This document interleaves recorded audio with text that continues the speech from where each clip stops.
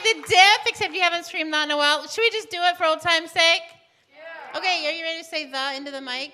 Very simple. Okay, ready? We are? The. Yes, that felt like old times. Okay, so we are into another Testify today. Now that video said something very relevant to our topic today. It said, cast your eyes on God and he will care for you. And that's very relevant because tonight's speaker has a story about a situation that happened with her physical eyes that ended up giving her spiritual eyes. And so we're going to talk about that tonight. So if you are, like that video described, if you are in a situation that seems unbearable and maybe your overthinking seems inescapable, and maybe your anxiety is making you desperate, tonight we have a speaker who's going to talk to you about what God says about that and what happens when we feel like we're in the valley of the shadow of death. So give it up for Lilli. Now we are going to welcome yeah, she's so great. We're going to welcome our online audience, the one in the room right now, and when she's done speaking, as usual in this series, you will get a chance to ask questions, so be thinking of what you would want those to be. But whether you are watching online or in the room right now, I want to introduce you to a pretty cool girl. She actually grabbed the mic her very first time here, so you're in for something special today. Give it up for Miss Lilli!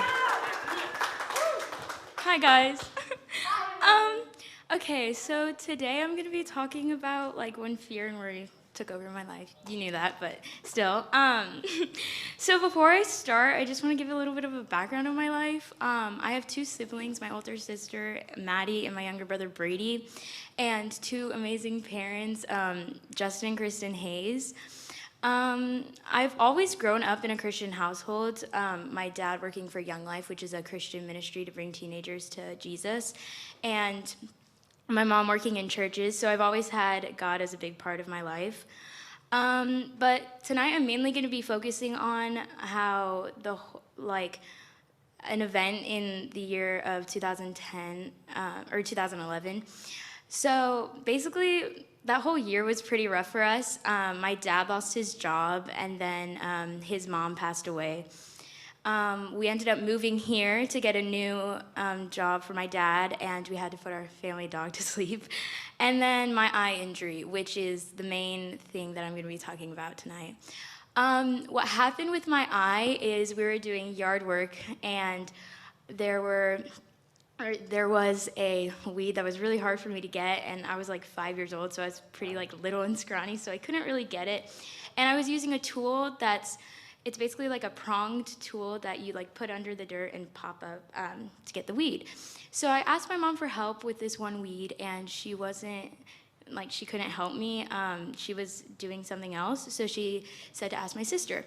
So my sister, who's only 2 years older than me, she helped me out, and she was right here, the weed was in the middle, and then I was over here, and basically she used the tool to go under and to prop it up, and I was on the other side, and so when it poked me in the eye.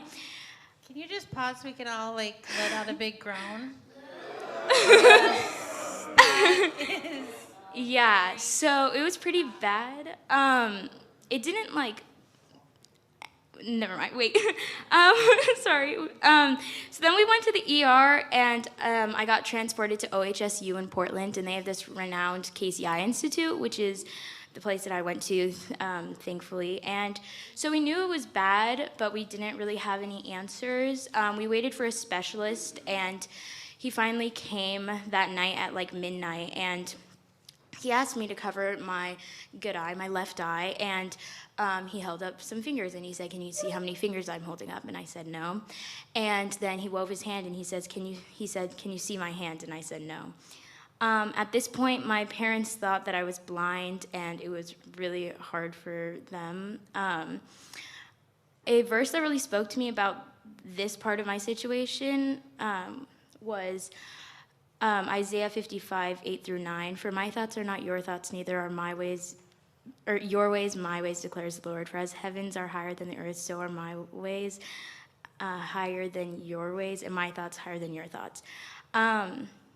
So I think that this verse really described our situation as of now, because we didn't really know what was going on and we didn't really know what God had planned for me. So as I was saying, that night my mom had been crying out to God, and she had been, it wasn't really like praying for answers. It was more of like, God, why? And she was really struggling that night. Because my grandma had passed away in that same hospital, so it was really hard for us because we had prayed for her and asked God why and asked for help, and he didn't answer in the way that we wanted.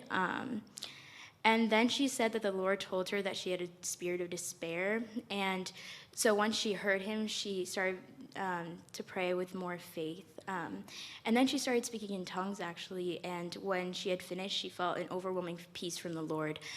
When I talked to my mom about this, she said that she wanted to make it very clear that it wasn't anything because of what she did, because she spoke in tongues. It was because of God that gave her that peace. And so my dad went home that night to be with my siblings, who were at our friend's house, and he felt like God had reached out to him too. He felt like God told him that if he were to talk to the doctors about him, that I would be okay.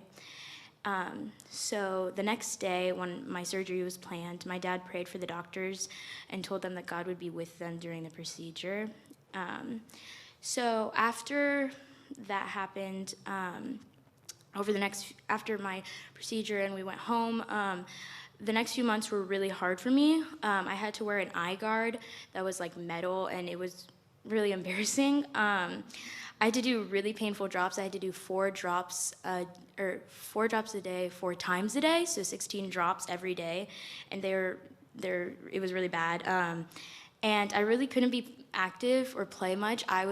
When I was a kid, I was so active. I would do cartwheels, and like it was crazy. And so I couldn't do anything that, and I had to do a lot of doctor's appointments, and it was really hard for a 5-year-old to understand why I had to do all these things and why I couldn't just be a normal kid. And I was pretty scared the entire time. Even though my wound had healed, so when I got my stitches out, which by the way were thinner than a hair, so I had to be really careful also, like I said earlier, but when I got that out, even though it was healed, it left a prominent scar in my eye, which you can actually see still, and that was affecting my vision. So when we talked to the doctors about what was going to be next, they had talked about how a person that they had to do 3 surgeries before they could have 20/50 vision, which, if you know, 20/20 is like the best vision you can have, and 20/50 is not that much better, but that was with 3 surgeries. So they had talked about doing another surgery, a cornea transplant, because a cornea is the part of the eye that was affected the most by my injury. So they were going to have to, remove it and replace it, and then I was going to have to take medicine every day for the rest of my life so that my body wouldn't reject it. And that was probably like the scariest part, because I just had so many bad memories of all the eye drops and just everything that went with that, and it was just, that was probably the lowest point for me. And I had a lot of doubt before the next appointment. The next appointment was to determine if I would need a cornea transplant or not, and I was really scared, and I didn't want to go. And my parents told me, they would try to calm me down by telling me that the surgery was like only like 45 minutes to an hour, and like just different things that, like, again, as like a 5-year-old, I just like did not want to do that. So we went to the next doctor's appointment, and after looking at my eye, my doctor got really excited and said that there was no way my vision should have been this well with the scar that I had. And then I remember my doctor bringing in other doctors to guess how good a vision I had. He was like, "Come look, she has such good vision," and it was like such a happy point at this point. And after that, I had a lot more faith, and I think looking back, God used this because even though I grew up in a Christian household, I didn't necessarily have a very strong relationship at 5 years old. So I think looking back though, God used this for my relationship with him now, because whenever I have fear or doubt or worry or anxiety or whatever, I can just look back and see that God left a scar in my eye to tell the story of what happened, and I think that he uses it for the better. So that's what this verse is that is my main verse for tonight, is Genesis 50:20. You intended to harm me, but God intended it for good to accomplish what is now being done, the saving of many lives.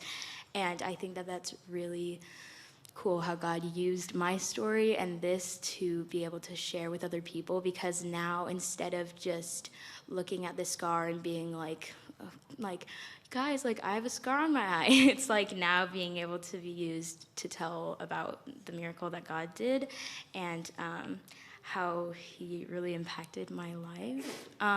So, yeah. Nice. You are an amazing young lady. Okay, so in this Testify series, we have each person tell a story from their life or the story of their life, and then you guys get to ask questions, and I ask the same 3 questions every time before that to get us going. But first I want to say, your parents sound awesome. And I want to say, I thought you were pretty cool before I knew there was a scar in your eye. It just makes you so much cooler in my eyes. And that sentence, he left a scar on my eye to be able to tell a story about him, is powerful. And I'm so proud of you for doing that today, before today, after today. You're awesome. So you guys can think through your questions. If you're watching online, you can go ahead and type it on the live stream. We will have someone ask it live for us, and we'll answer it for you. So first up is my 3 questions, which the first one always is, what did that experience that you're telling the story about teach you about God? I think that it taught me that he can use struggles or hard times in our life to strengthen not only our own faith, but the faith of others. And I think that no matter what you're going through, that he always has a better plan for you, because he has your best interest at heart. So, yeah. Awesome. So what did that experience teach you about you? I think it really taught me that that I'm prone to fear and prone to let fear and anxiety kind of consume me. During that time, I wasn't super excited with my friends, or I wasn't really doing what a 5-year-old should be doing, because I was afraid.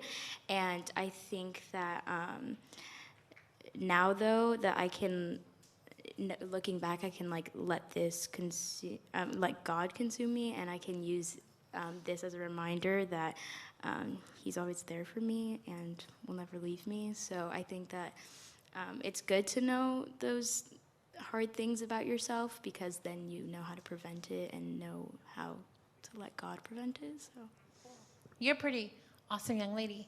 Okay, last question from me. Then it's your guys' turn. What's the one thing you want us to get from your story? I want you guys to get that we shouldn't let fear control us or be the main viewpoint for our lives. Obviously, there's going to be fear and worry and doubt, but just to know that God is always with you and that he will never forsake you, and that if we just keep going back to God for help and keep going to him, that it can really strengthen our faith and it can really help you in the long run. So, yeah. All right, awesome. So last week, when Tia killed it up here, her title and hashtag was I will rise, right? And we talked about rising up from a bad situation. But this week's is I will see. And we're going to challenge you guys as we go to worship in small groups at some point. We want to challenge you to see with your spiritual eyes what's really going on, especially this year, right? So she's using her story to say, I wanted to see the situation was spiritualized from the beginning and not just when I look back. And so that's what we want to figure out. How do we do that? So we're going to wrestle with in small groups. So when you can look at it with spiritual eyes and look at it through the verse that's behind me, you won't be stuck and you won't be scared if you can remember that anything that the world or a person or your enemy wants to harm you with, God can turn it for good. And the thing is, it doesn't mean what happened is good. It doesn't mean you're supposed to enjoy having your eye cut with a yard tool.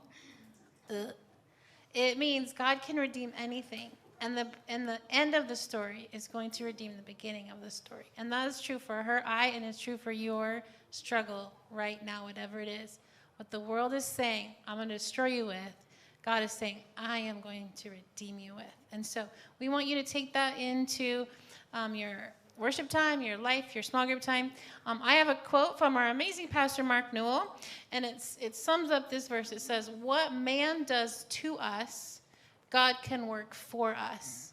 And that's what Lilli meant when she said, he left a scar on my eye to tell about him. What God did, what man does to us, God can work for us. And so we're going to remember that as we go on. So whether you're online or right now in the building, go ahead and flag the person with the mic down tonight. It is Nate Johnson. So if you're online, type a question. They'll get my attention. I'll ask it. And if you're live, let's hear it. Okay, what did your sister think? Okay, hold on, because I have to say the question back for the online audience. Okay. The question is, what was her sister thinking when this happened? Yeah, my sister felt horrible. She felt super bad, and I think she still kind of does, which honestly, like, she shouldn't, because obviously God intended this, and it just happened to be her. I think she felt so bad. She was in the first grade that she made a poster with her first grade class that was like a get well soon thing, and yeah, all of her friends drew on it, and they like sent me little notes, and it was just so nice. So I think that it was really hard for her, but I think that she should know that like God used this for good. So yeah, you can tell her, I got a scar on my eye that tells his story, yo. Yeah. Okay, next question. What do we got? Were there any like worship songs or like Bible verses besides that main verse that you went to? So the question is there any worship songs or Bible verses that helped her get through that hard time besides the one that she shared? Yeah, it's actually funny you said that, because I have some written down. My mom, she heard this song, By Your Side by 10th Avenue North, and she really felt affected, and it's because I'll be by your side whenever you fall in the dead of night, whenever you call, please don't fight, these hands that are holding you, my hands are holding you. And I think that really just like gave her so much hope that God was there and that he was in control the whole time. So yeah. Great question. Melinda, put that on my take-home notes, that song, would you? Okay, who goes next?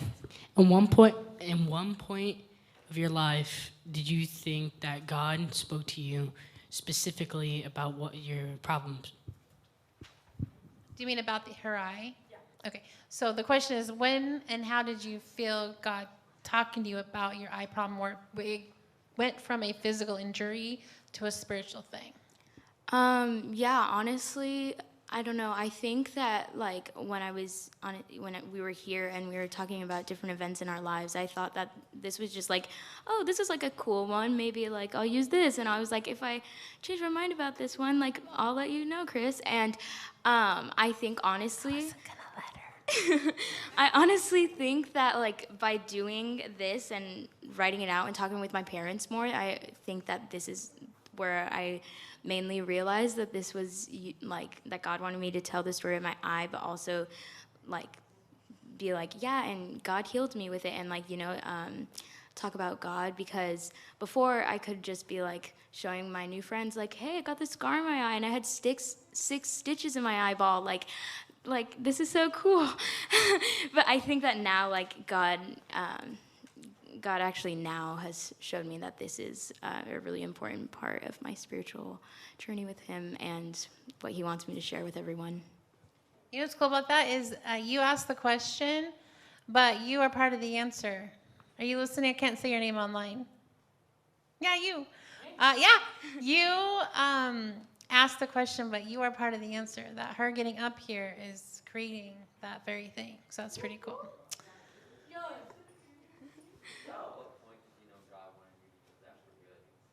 At what point did she know God wanted to turn something so scary and horrific to good?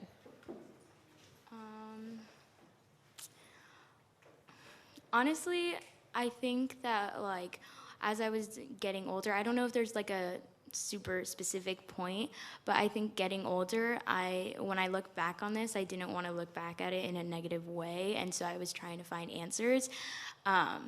And so I think though that just like thinking about it and praying about it, that like just as I got older, God kind of made it more apparent to me that it was for him. So Awesome. What's our next question? If you were to redo the whole thing again, would you change anything about how you reacted and how you handled the situation? Such a good question. The question on the table is, if she had to do it all over again, would she change anything about what she experienced? yeah, I think that if I were, I don't think I would change it, but I think that I would change my view on it and just have more faith in God, because it was really hard. Even with my parents talking about it, it was really hard for them too, because my grandma had passed away and she was like a really big part of our family. And so I think that was hard for them to like have faith, but I think now I would definitely try to look at it in more of a positive way, that God's using it for good, instead of being fearful. I love that question, because that's the whole point, because then the next time something really scary happens, we need to remember God shows up and he's going to do it again. He doesn't always answer it the way we want, like she said, but we need to bring that faith into the next thing. All right, next question. Has your sister and you done yard work together since then? Has she and her sister done the artwork? Yeah, every time I see it in the shed, I always like glare at it. I'm like, oh, you, like, just because of all the pain. Again, it was like the pain, not that I would change the experience, but like having to go through that. Because actually what happened was it like went in my eye, but then it like pulled. Yeah, we don't have to go into detail very much, but yeah, let's just say. The junior high boys really want you to go into more detail, and all the girls are like, please stop talking. Let's just say it was. Yeah, I think that like, we haven't, with the tool at least. I don't even know why we have it still. I've been telling my parents to get rid of it for years, but they're like, you have a get out of yard work free card like the rest of your life. Sorry, no, I will not mow the lawn. Thanks, though. Yeah. All right, next question. My voice. Anyways, I was just gonna ask, what did it like poke? Like, did it go inside like your eyeball? Like, yeah. So the question on the table is a really gory answer. Let's hear it. Yeah, so it went into my eyeball. A lot of the time when I tell people that, they're like, wait, your eyeball? Like, it didn't go like around on your like eyebrow. No, it went in my eyeball, and it's like a double-pronged thing. So I don't really know exactly if it did like 2 holes. I don't think it did, but yeah. So, but it's like, it's actually crazy though, because it's like just in the like perfect spot where it wasn't like I was blind, you know. It was like crazy how God like put this in my life, but I'm still like can see. You had a yard tool hanging under your eye, and you can see. That's Jesus. Okay, next question. Was there any major, besides like you couldn't do anything? Like, did you go through hard things? Like, did kids make fun of you, or then anything else besides you know? So the question is, besides the physical pain, were there any other hard parts about that experience, like kids making fun of you or whatever else you experienced? Yeah, no kids made fun of me. I was in preschool, and my one friend, she had like gotten hurt on her back or something, and a lot of people were giving her attention for that. And I'm a middle child. So Let's hear it for the middle kids! So obviously, and then with like my brother only being like less than 1, it was like I wasn't getting like obviously I was getting attention from this from my parents, but like when I tried to get attention from other people, I was like, they made this whole big deal about her back, and like my eye, like, why aren't they saying anything? Like, I have this huge patch on. What? And my mom later on told me that she had, like, said something to the preschool teacher to, like, so she wouldn't say anything. And so, yeah, that was probably, like, the hardest thing. But honestly, the community was really good with all of our, like, Salem friends, because that's where we used to live. And they came up and were super good. So nothing with the community or anything, like, else was bad, yeah. All right, next question.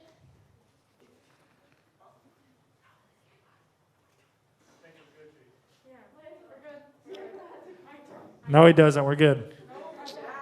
Okay, so final call on the questions, and then if you are in our online audience, we are going to break to go to small groups and worship. You actually get to do the same thing. I'll talk, they have another question, but I'm going to just let you know what you're going to do after this. If you're in the online audience, we have a worship set for you that you can click on. Also, you can FaceTime in with your small group right when we dismiss if you are part of the Diff. If not, we highly encourage you to create a small group of people who have your back and worship with our online worship set. So before that, though, let's hear our question. This is less of a question, Lilli. As you were speaking on your testimony tonight, I just had this vision of you speaking as an older woman. And so I don't know what God is depositing in the vision of your future, but I know that your testimony is for your future as well. And so just keep leaning into what God has for you and growing that, because from the very first night that you came, you've been bold. And so you are set apart to be bold and to be confident and to use this experience as well as all the other things that have happened in your life to this point. And I just see literally great and beautiful things. I just had this vision of you in the future speaking about your testimony and about how God is going to use that to glorify him. So keep preaching, girl. Thank you. So for the online audience, what just happened was one of our leaders just prophesied over her. She had a vision of Lilli speaking her story as an adult woman, and that goes right along with what you said, that he put a scar in my eye to tell a story. And I'm going to confirm what she said. At one point, you looked down, and I saw your face as a 30-year-old. You weren't a teenager anymore, you were 30, and then when you looked back, it was gone. But you're going to tell the story when you're an older woman. It's awesome. Any other questions, comments? All right, let's give it up for Lilli! So what we're going to do now, we're going to break off the online service. You guys can talk to anyone you want to, including your own small group, and do the worship set. If you are in the building, you are going to elbow pump Lilli, and then you're going to head to your small group, and we'll come back in a little bit for worship. Thank you, guys.